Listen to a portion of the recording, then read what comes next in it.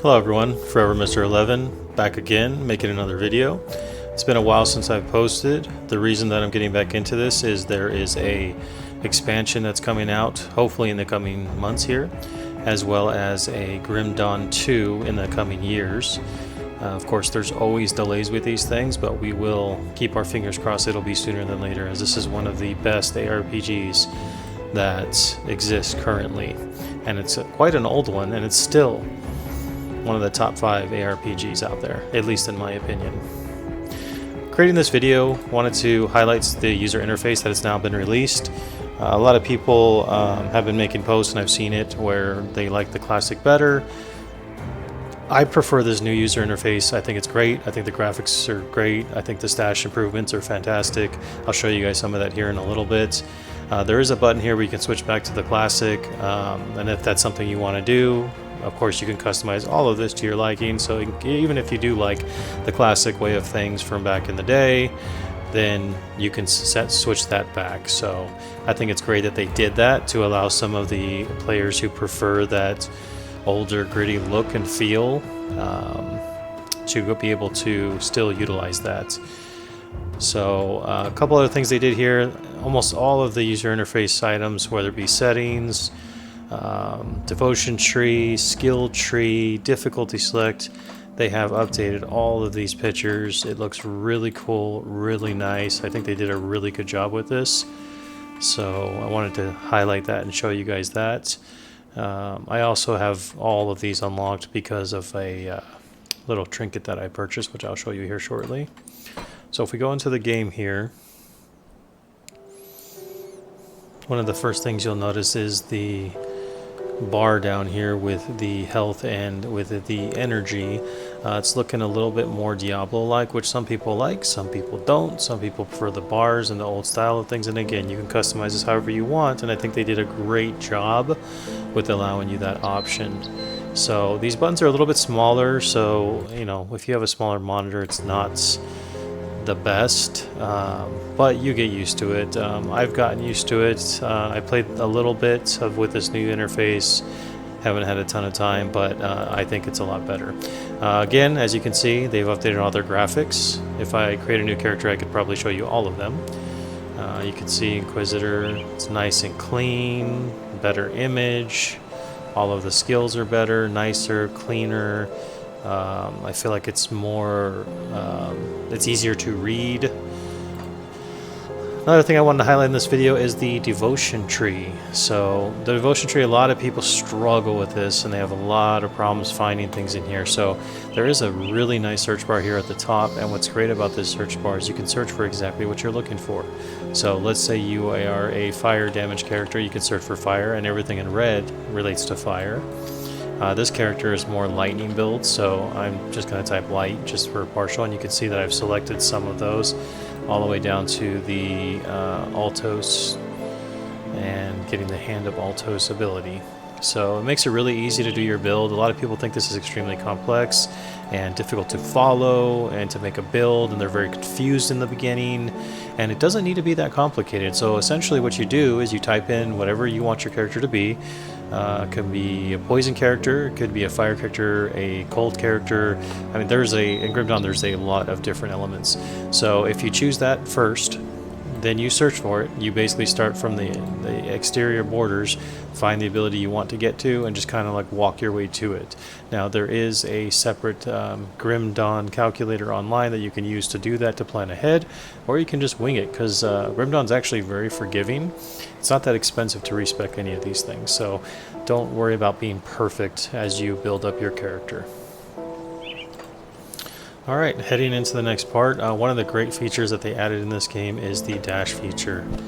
I absolutely love it. It is very helpful, especially as a ranged character. So if you are shooting one way and they get a little close to you, you can simply turn around and keep shooting. It gives you a better opportunity to get away from characters, especially if a boss or somebody's about to swing at you. Let's say this guy right here is a boss, I can just jump out of the way.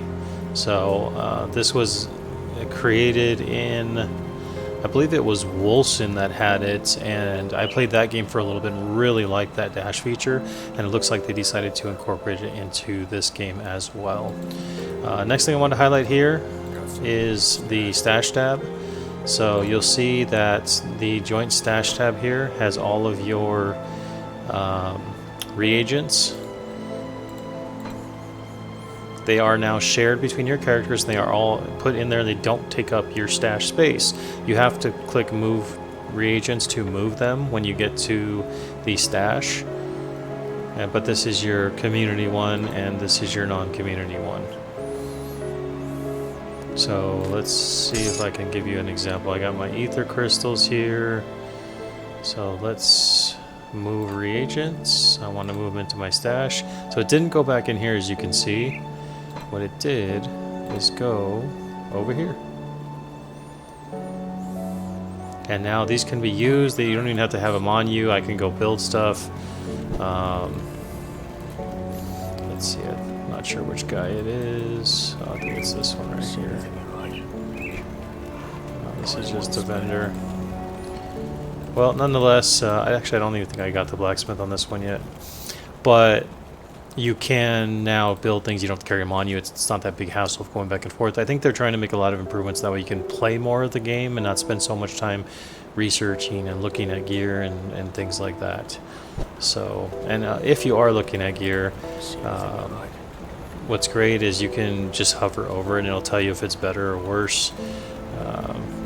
So if you see here, it says hold control to show details. You hold control, it'll show you the details.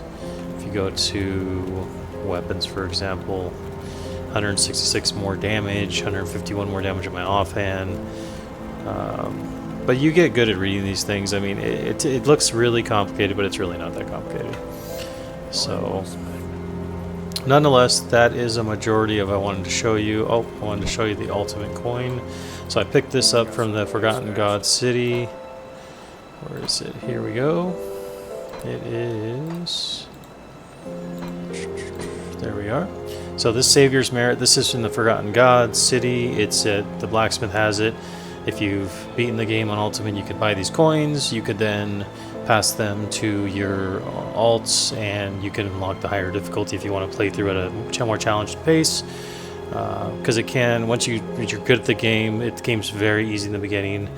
Ultimate difficulty is not easy. It then takes some time to get used to, but I don't recommend doing that. I recommend playing each character through. It just makes it more fun and enjoyable, at least in my opinion. So, but it's up to you. It's your preference. That's what I think is really good about this game. They give you so many options and ways to play the game, and so many different builds and characters, so many different weapons. I mean, there's literally like probably 400 or 500 different combinations of characters you can create based on the build, the guns, the skills. It's just, I think that's one of the best things about Grim Dawn that they've done. So, well, this is the end of this video. I didn't want to make this a very long one, it's just a quick one. I will be releasing more content coming soon, so thank you for tuning into this channel. There will be new builds coming, and there may even be a new video, which I'm thinking about doing, because I'm thinking about a full reset, meaning no stash, no shared stash, reset from scratch. This feels like a new game already, so I'm thinking of treating it that way. The only way to do that is a hard reset, and there's a way to do that where you can save your prior progress but not have it overlap with your current game. So I'm looking into that. I might do a video on that, so stay tuned, subscribe to the channel. I thank you all for joining. Forever Mr. 11, peace.